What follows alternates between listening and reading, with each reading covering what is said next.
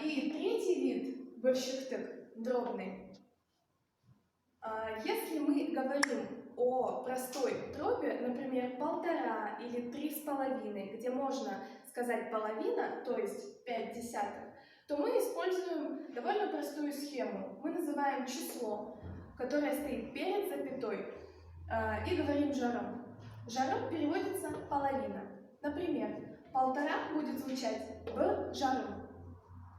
1,5. Теперь мы рассмотрим более сложную дробь.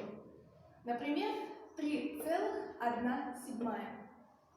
В русском языке мы говорим сначала числитель 1, а только потом знаменатель 7.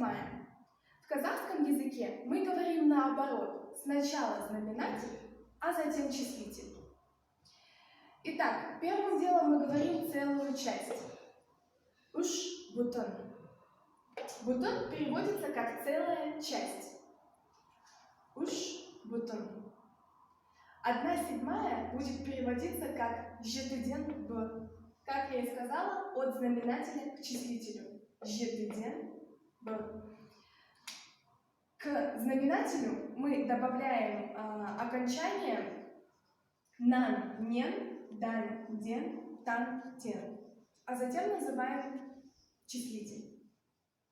Таким образом, эта дробь и будет звучать жетыден б. Уш бутон, жетыден б.